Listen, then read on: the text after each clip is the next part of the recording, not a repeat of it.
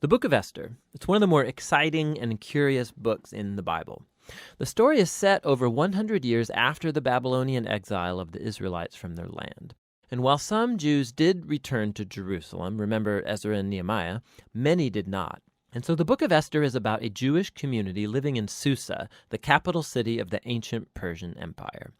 The main characters in this story are two Jews, Mordecai and then his niece Esther. And then there's the king of Persia, who's something of a drunken pushover in this story. And then there's the Persian official Haman, the cunning villain. Now, this is a curious book in the Bible, mainly for the fact that God is never even mentioned, not once, which might strike you as kind of odd. I mean, isn't the Bible about God? But this is a brilliant technique by the author, who's anonymous, by the way. It's an invitation to read this story looking for God's activity, and there are signs of it everywhere. The story is full of very odd, quote, coincidences and ironic reversals, and it all forces you to see God's purpose at work, but behind the scenes. Let's just dive into the story. The book opens with the king of Persia throwing two elaborate banquet feasts that last a total of 187 days, and it's all for the grandiose purpose of displaying his greatness and splendor. On the last day of the banquet feast, he's really drunk, and he demands that his wife, Queen Vashti, appear at the party to show off her beauty. She refuses, and so in a drunken rage, the king deposes Vashti and makes the silly decree that all Persian men should now be the masters of their own homes. Then he holds a beauty pageant because he wants to find a new queen. This is like a really bad soap opera. But it's right here that we're introduced to Esther and Mordecai. Esther hides her Jewish identity and enters the beauty pageant and wins. And the king is so obsessed with Esther that he elevates her to become the new queen of Persia. Now after this, and even more serendipitous, is the fact that Mordecai just happens to overhear two royal guards plotting to murder the king. And so he informs Esther, who in turn informs the king, and Mordecai gets credit for saving the king's life. Now right here from the beginning, God's not mentioned anywhere, but this all seems providentially ordered. What is it that God's up to? You have to keep reading. We're next introduced to Haman, who's not actually a Persian. He's called an Agagite. He's a descendant of the ancient Canaanites. Remember 1 Samuel chapter 15. The king elevates Haman to the highest position in the kingdom, and he demands that everybody kneel before Haman. Well, when Mordecai sees Haman, he refuses to kneel, which of course fills Haman with rage. And when he finds out that Mordecai's Jewish, Haman successfully persuades the king to enact this crazy decree to destroy all of the Jewish people. And to decide the date of the Jews' annihilation, Haman rolls the dice. A die is called pur in Hebrew. Tuck that away for later. 11 months later, on the 13th of Adar, all the Jews will die. Haman and the king then have a drinking banquet to celebrate their really horrible decision. So the focus now turns to Mordecai and Esther, who are the only hope for the Jewish people. They make a plan that Esther's going to reveal her Jewish identity to the king and ask him to reverse the decree. But approaching the king without a royal request is, according to Persian law, an act worthy of death. So in a key statement, Mordecai, he's confident that even if Esther remains silent, that deliverance for the Jews will arrive from another place. And then Mordecai wonders aloud. He says, who knows? Maybe you've become queen for this very moment. Esther responds with bravery, and she purposes to go to the king with her amazing words, if I perish, I perish. Now, in what unfolds, we watch the ironic reversal of all of Haman's evil plans. So Esther hosts the king and Haman at a first banquet, and she says that she wants to make a special request of both of them at an exclusive banquet the following day. So Haman leaves the banquet totally drunk, and he sees Mordecai in the street. He fumes with anger, and he orders that a tall stake be built so that Mordecai can be impaled upon it in the morning.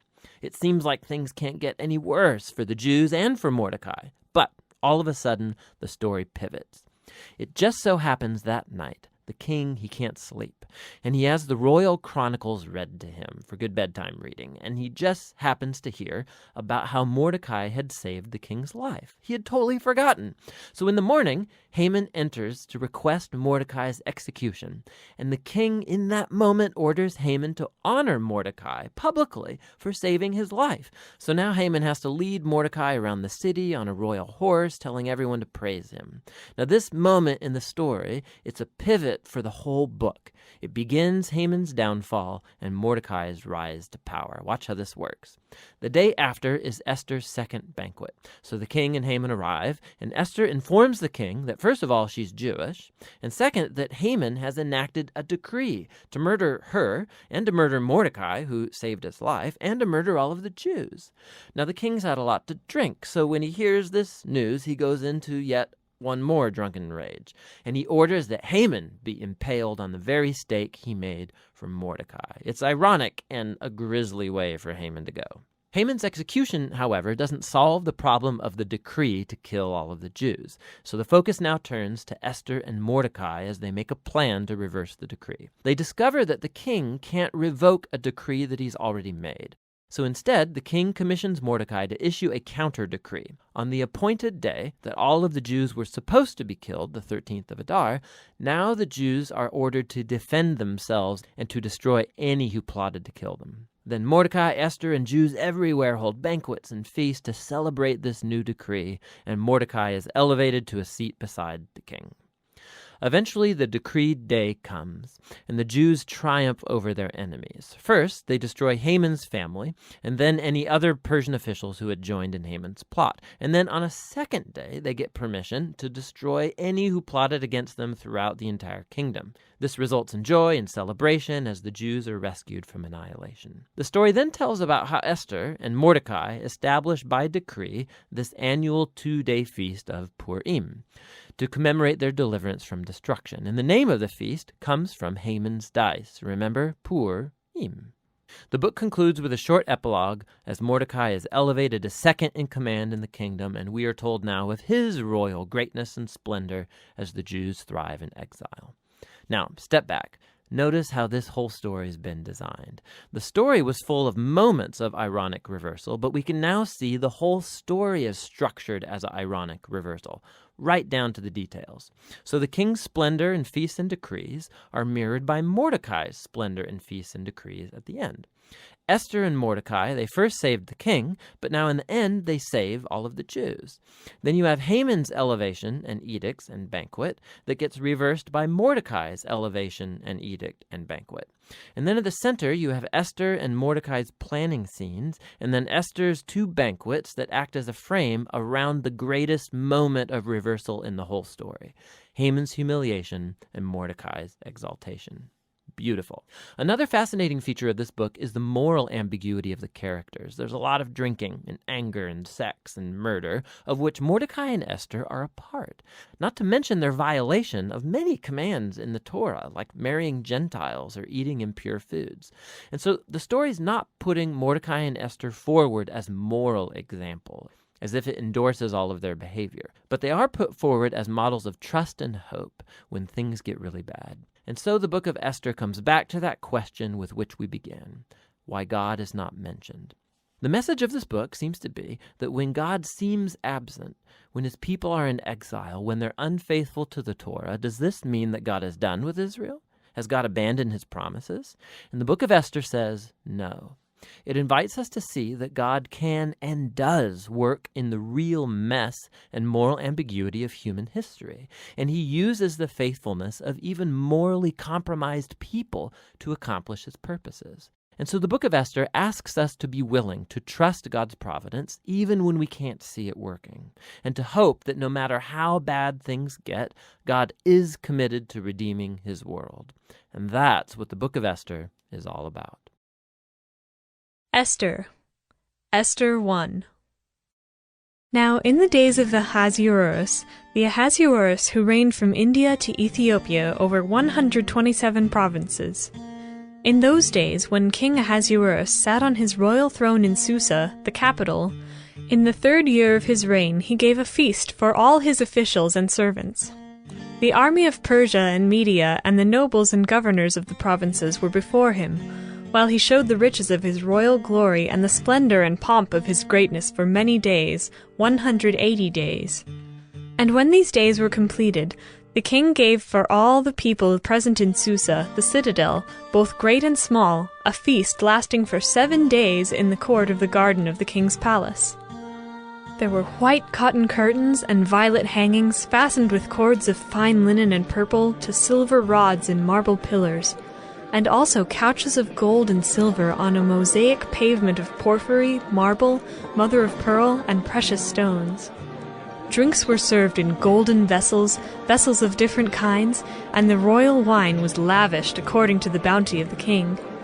And drinking was according to this edict: there is no compulsion, for the king had given orders to all the staff of his palace to do as each man desired. Queen Vashti also gave a feast for the women in the palace that belonged to King Ahasuerus.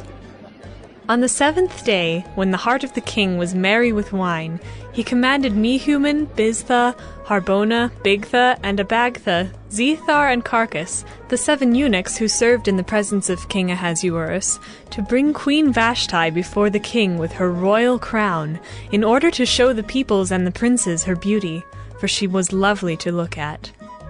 But Queen Vashti refused to come at the king's command delivered by the eunuchs. At this, the king became enraged, and his anger burned within him. Then the king said to the wise men who knew the times, for this was the king's procedure toward all who were versed in law and judgment, the men next to him being Karshina, Shethar, Admatha, Tarshish, Meres, Marsina, and Memucan, the 7 princes of Persia and Media who saw the king's face and sat first in the kingdom. According to the law, what is to be done to Queen Vashti? Because she has not performed the command of King Ahasuerus, delivered by the eunuchs. Then Memucan said in the presence of the king and the officials, Not only against the king has Queen Vashti done wrong, but also against all the officials and all the peoples who are in all the provinces of King Ahasuerus. For the queen's behavior will be made known to all women, causing them to look at their husbands with contempt, since they will say, King Ahasuerus commanded Queen Vashti to be brought before him, and she did not come. This very day the noble women of Persia and Media, who have heard of the queen's behavior, will say the same to all the king's officials, and there will be contempt and wrath in plenty. If it please the king, let a royal order go out from him, and let it be written among the laws of the Persians and the Medes, so that it may not be repealed, that Vashti is never again to come before King Ahasuerus. And let the king give her royal position to another who is better than she. So when the decree made by the king is proclaimed throughout all his kingdom, for it is vast, all women will give honor to their husbands, high and low alike. This advice pleased the king and the princes, and the king did as Memucan proposed. He sent letters to all the royal provinces, to every province in its own script, and to every people in its own language, that every man be master in his own household, and speak according to the language of his people. Esther 2. After these things, when the anger of King Ahasuerus had abated, he remembered Vashti and what she had done and what had been decreed against her. Then the king's young men who attended him said, Let beautiful young virgins be sought out for the king, and let the king appoint officers in all the provinces of his kingdom to gather all the beautiful young virgins to the harem in Susa, the capital, under custody of Hegai, the king's eunuch, who is in charge of the women. Let their cosmetics be given them, and let the young woman who pleases the king be queen instead of Vashti. This pleased the king, and he did so. Now there was a Jew in Susa the citadel, whose name was Mordecai, the son of Jair, son of Shimei, son of Kish, a Benjaminite, who had been carried away from Jerusalem among the captives carried away with Jeconiah king of Judah, whom Nebuchadnezzar king of Babylon had carried away. He was bringing up Hadassah, that is Esther, the daughter of his uncle, for she had neither father nor mother. The young woman had a beautiful figure and was lovely to look at, and when her father and her mother died, Mordecai took her as his own daughter.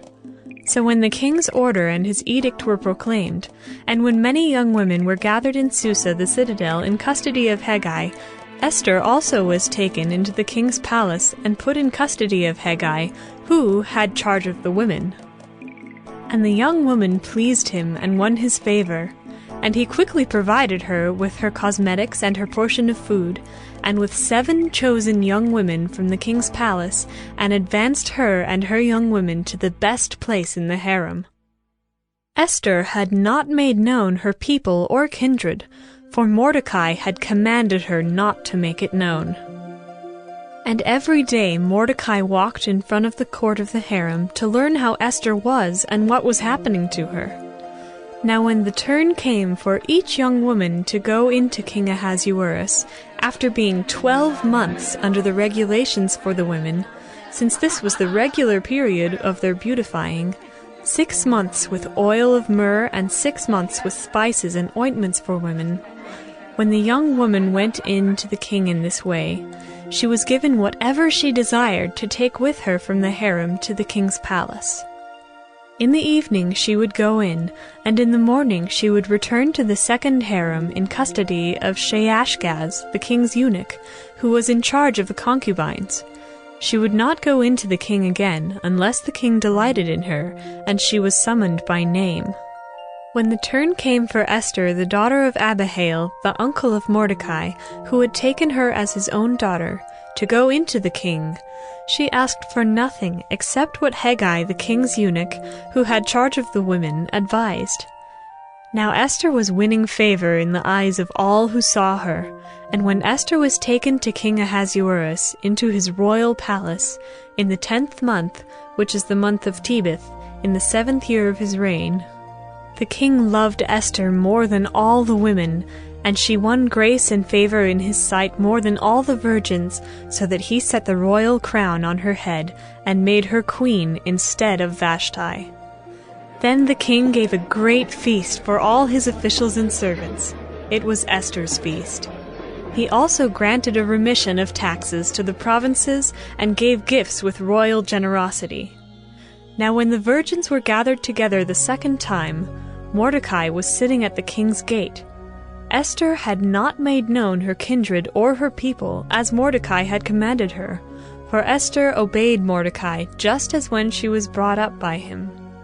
In those days, as Mordecai was sitting at the king's gate, Bigthan and Teresh, 2 of the king's eunuchs who guarded the threshold, became angry, and sought to lay hands on King Ahasuerus.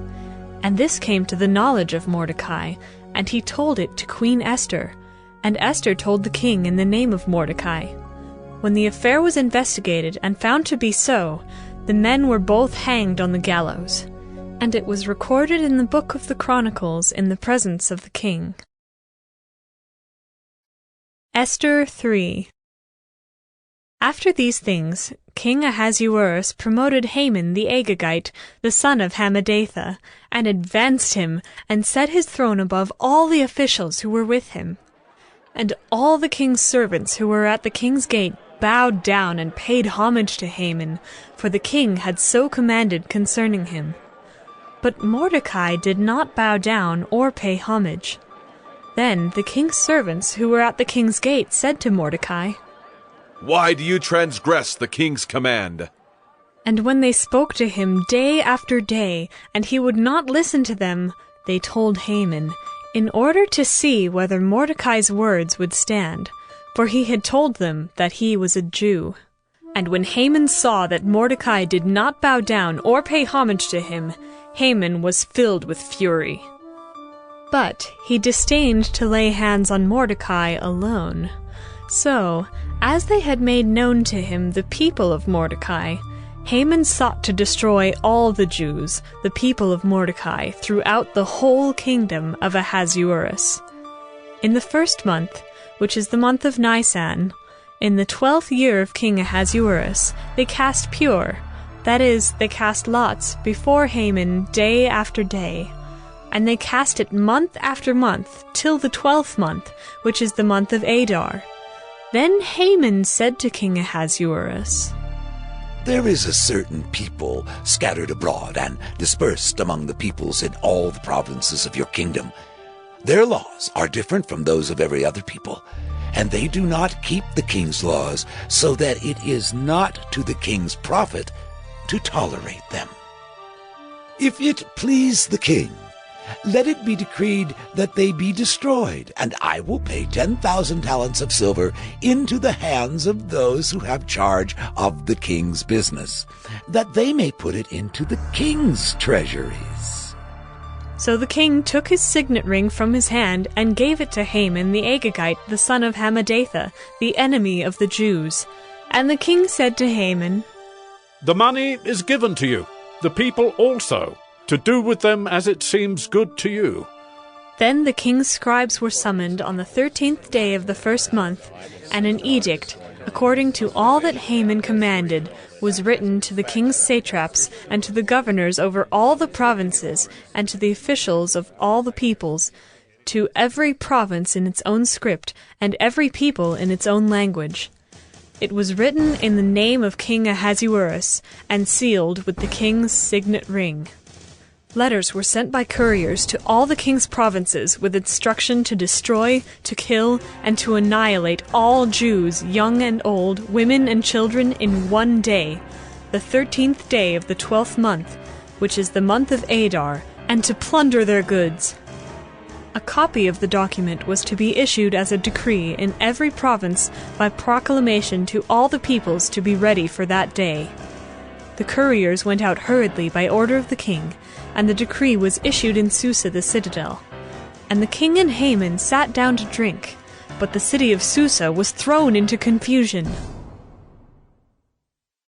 Esther 4.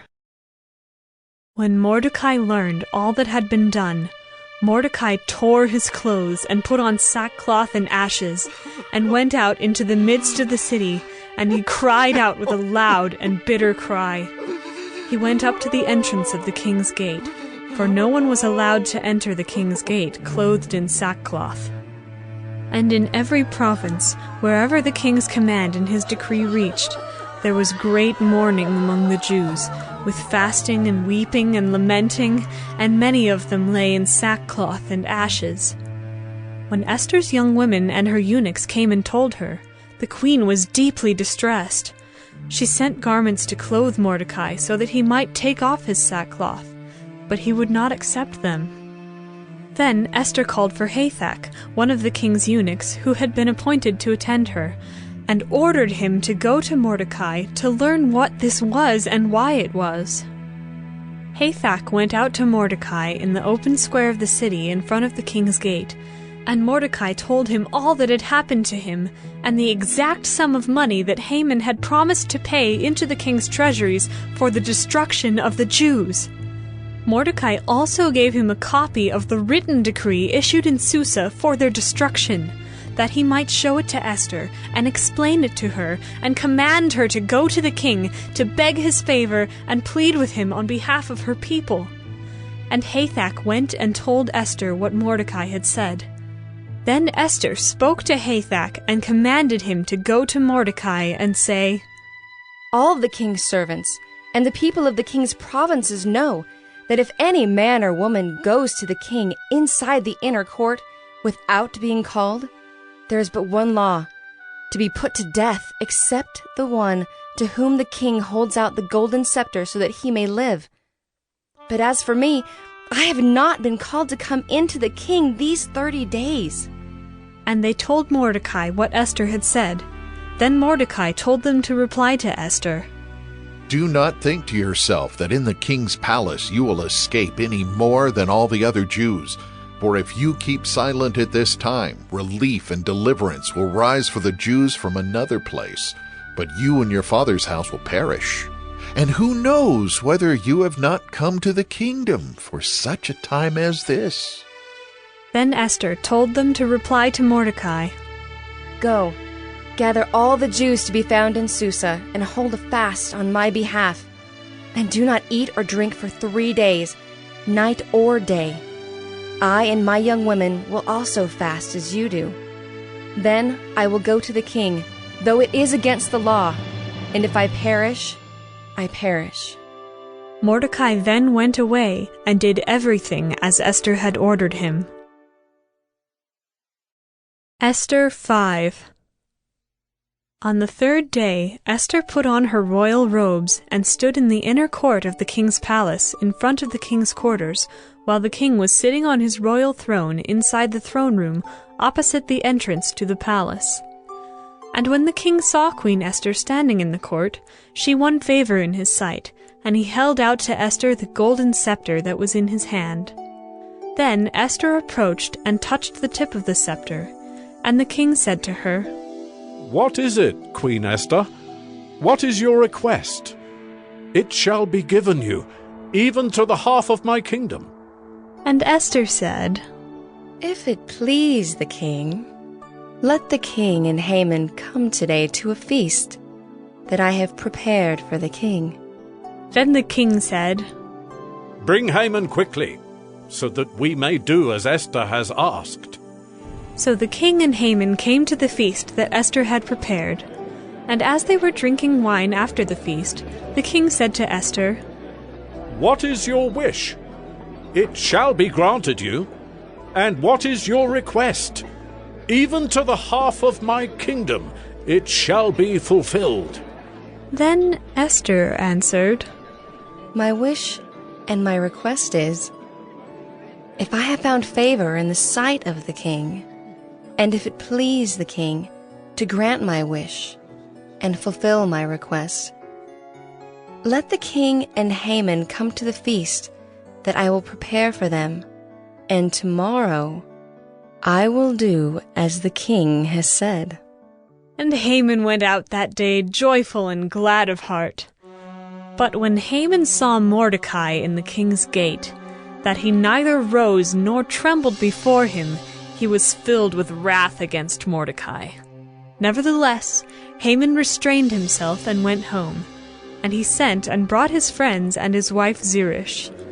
And Haman recounted to them the splendor of his riches, the number of his sons, all the promotions with which the king had honored him, and how he had advanced him above the officials and the servants of the king.